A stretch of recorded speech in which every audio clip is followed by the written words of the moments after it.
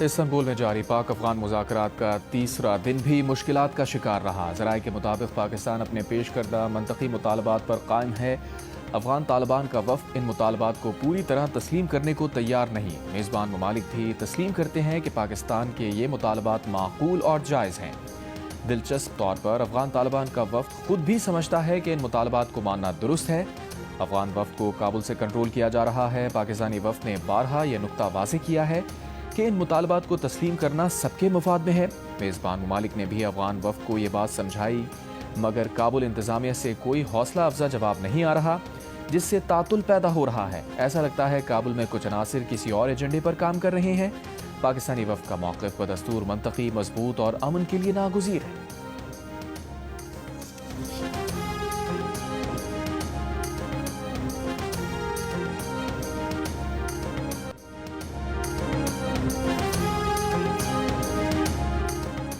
وزیر اعظم شہباز شریف کی ریاض میں سعودی ولی عہد محمد بن سلمان سے ملاقات۔ فیلڈ مارشل عاصم منیر بھی ملاقات میں موجود تھے۔ دو طرفہ تعلقات اور باہمی امور، علاقائی اور بین الاقوامی امور پر تبادلہ خیال کیا گیا۔ رہنماؤں نے دو طرفہ تجارت کو فروغ دینے سے متعلق بھی گفتگو کی۔ قصر یمامہ پہنچنے پر محمد بن سلمان نے وزیر اعظم اور وفد کا پرتپاک استقبال کیا۔ وزیر اعظم شہباز شریف 3 روزہ دورے پر سعودی عرب پہنچے ہیں۔ شہباز شریف فیوچر انویسٹمنٹ انیشیٹو کانفرنس میں شرکت کریں گے۔ مختلف عالمی رہنماؤں اور بین الاقوامی تنظیموں کے سربراہان سے ملیں گے۔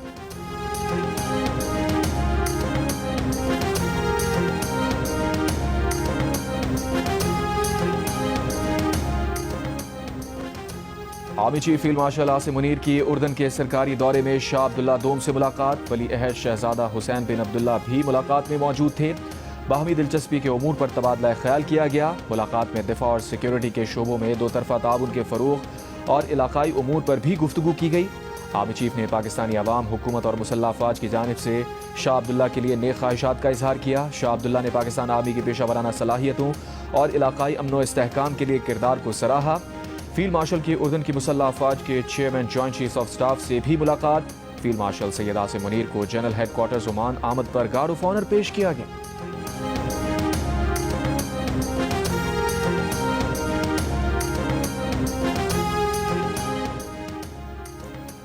پاک افغان مذاکرات کا تیسرا دن۔ استنبول میں دونوں ممالک کے وفود کے درمیان آج بھی بات چیت۔ پاکستان اپنے اصولی موقف پر قائم۔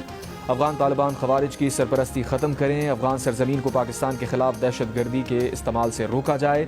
منفی اور بیرونی اثرات کے باوجود پاکستان، دوست ممالک اور میزبان ملک سنجیدگی سے بات چیت آگے بڑھانے کی کوشش کر رہے ہیں۔ گردی کے مرکزی مطالبات پر کوئی سمجھوتہ ممکن نہیں۔ افغان طالبان کی طرف سے کی جانے والی دہشت گردی کی سرپرستی منظور نہیں۔ مذاکرات میں مزید پیش رفت افغان طالبان کے مثبت رویے پر منحصر ہے۔ نظر آ رہا ہے کہ افغان طالبان کسی اور ایجنڈے پر چل رہے ہیں۔ یہ ایجنڈا افغانستان، پاکستان اور خطے کے استحکام کے مفاد۔ سابق آئی سی سی میچ ریفری کرس براڈ نے آئی سی سی پر بھارتی قبضے کا پول کھول دیا۔ کرس براڈ نے کہا انہیں کوڈ آف کنڈکٹ کے معاملے پر بھارتی کھلاڑیوں پر ہاتھ ہلکا رکھنے کو کہا گیا تھا۔ انہوں نے کہا ایک میچ میں انڈین ٹیم 4 اوور پیچھے تھی، سلو اوور ریٹ پر اس کا جرمانہ یقینی بنتا تھا۔ مجھے ایک فون کال موصول ہوئی اور کہا گیا کہ کوئی حل نکالو، ہاتھ ہلکا رکھو کیونکہ یہ انڈیا ہے۔ کرس براڈ نے کہا فون کال کے بعد میں نے ٹائم کیلکولیشن میں موقع نکالا تھا۔ اگلے میچ میں سورو گنگولی نے دوبارہ وہی حرکت کی اور آفیشلز کی ایک نہ سنی۔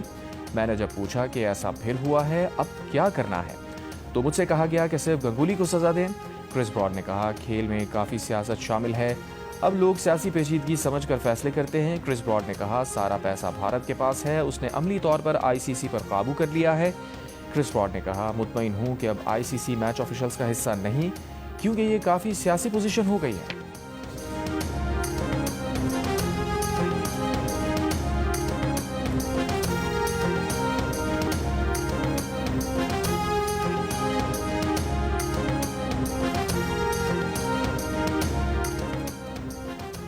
صبح کے اوقات میں لاہور سمیت پنجاب کے مختلف شہروں میں فضائی آلودگی کی شدت آج بھی زیادہ۔ اب سے کچھ دیر پہلے دنیا کے بڑے آلودہ ترین شہروں میں لاہور سر فہرست۔ Air quality index 341 record. Delhi کا دوسرا نمبر۔ فیصل آباد میں پارٹیکولیٹ میٹرز کی تعداد 587، ملتان میں 373 اور بہاولپور میں 366 ریکارڈ۔ قومی اسمبلی میں اپوزیشن لیڈر کی تقرری پر چیئرمین پیپلز پارٹی بلاول بھٹو زرداری کی جے یو آئی کے سربراہ مولانا فضل الرحمان سے بات چیت۔ ذرائع کے مطابق بلاول اپوزیشن لیڈر تقرری پر مولانا فضل الرحمان کے ساتھ اتحاد چاہتے ہیں۔ بلاول بھٹو کی مولانا فضل الرحمان سے ان کی قیام گاہ پر ہونے والی ملاقات، اپوزیشن کی عددی حیثیت سے متعلق امور پر مشاورت۔ پیپلز پارٹی کے قومی اسمبلی میں 74 اراکین اسمبلی ہیں۔ جے یو آئی اسمبلی میں 6 جنرل نشستوں سمیت 10 ارکان کے ساتھ موجود ہے۔ اپوزیشن کے 74 ارکان نے محمود خان اچکزئی کو نامزد کر کے درخواست اسمبلی سیکریٹریٹ میں جمع کروا رکھی ہے۔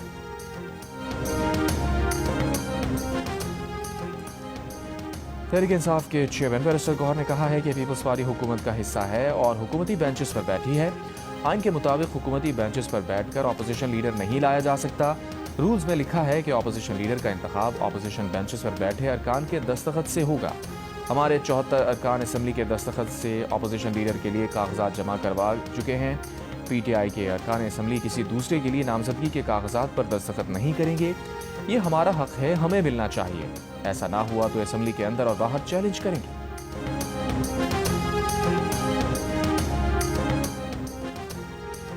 Chairman joint chief of staff committee general Sahir Shamshad Mirza کا بنگلہ دیش کا دورہ۔ بنگلہ دیش کے chief adviser Muhammad Yunus, chief of naval staff air chief marshal Hasan Mahmood Khan اور دیگر حکام سے ملاقاتیں، علاقائی اور عالمی سلامتی کی صورتحال، باہمی دفاعی تعاون پر تبادلہ خیال۔ بنگلہ دیش کی سول و عسکری قیادت نے پاکستان کی مسلح افواج کی دہشت گردی کے خلاف قربانیوں کو سراہا۔ جنرل ساحر شمشاد مرزا نے شیخا انیر بان قومی یادگار پر پھول رکھے۔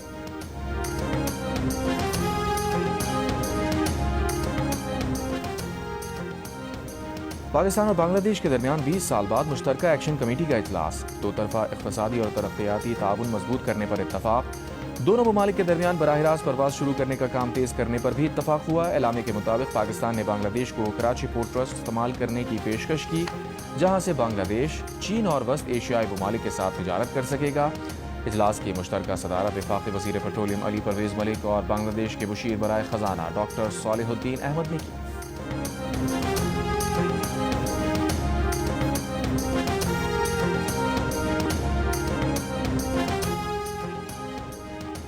پاکستان کا اپنی فضائی حدود 2 روز کے لیے 3 گھنٹے بند کرنے کا فیصلہ۔ پاکستان ایئرپورٹ اتھارٹی نے تمام ایئر لائنز اور ایویشن کمپنیز کو نوٹم جاری کر دیا۔ نوٹم کے مطابق آج اور کل فضائی حدود صبح 6 سے 9 بجے تک بند رہیں گی۔ اس دوران کمرشل پروازوں کو احتیاط کی ہدایت۔ فیصلہ ممکنہ طور پر پاکستان کی سرحد کے قریب بھارتی فوجی مشقوں کے پیش نظر کیا گیا ہے۔ کراچی اور لاہور فلائٹ ریجن میں مخصوص روٹس کمرشل پروازوں کے لیے بند رہیں گے۔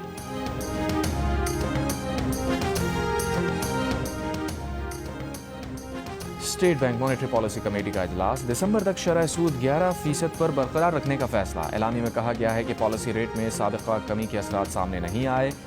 شرح سود برقرار رکھنے کا فیصلہ قیمتوں میں استحکام کے لیے موزوں ہے۔ معاشی سرگرمیوں میں مزید بہتری آئی ہے۔ ستمبر میں مہنگائی بڑھ کر 5.6% تک پہنچ گئی۔ ایف ای سی سی آئی کے صدر عاطف اکرام شیخ نے اسٹیٹ بینک کا فیصلہ سمجھ سے بالاتر قرار دے دیا۔ کہا مہنگائی کے تناسب سے شرح سود کو زیادہ سے زیادہ 6 سے 7% پر ہونا چاہیے۔ کاروبار کی بہتری کے لیے شرح سود کو سنگل ڈیجٹ میں ہونا چاہیے۔ کراچی چیمبر نے بھی شرح سود میں 2% کمی کا مطالبہ کیا تھا۔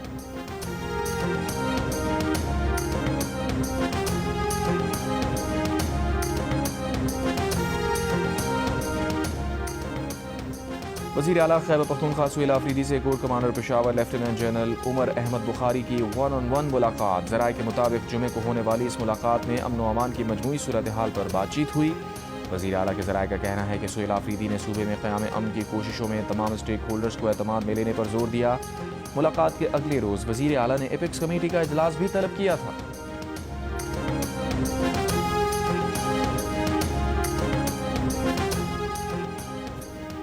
تحریک انصاف کے سیکریٹری جنرل سلمان اکرم راجہ نے آزاد کشمیر میں نون لیگ کے ساتھ مل کر اپوزیشن کرنے سے انکار کر دیا۔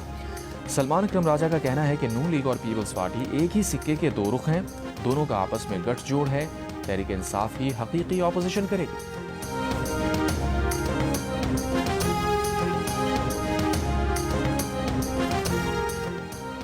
آزاد کشمیر میں نئے قائد اعوان کی دوڑ میں شامل پیپلز پارٹی کے رہنما لطیف اکبر نے کہا کہ انوار الحق نے نفرتوں کے بیج بوئے، لوگوں کو تقسیم کیا۔ انوار الحق کو عدم اعتماد کا شک ہے تو کل تک دور ہو جائے گا۔ پارٹی لیڈرشپ دیکھے گی کون وزیر اعظم کے منصب کا اہل ہے۔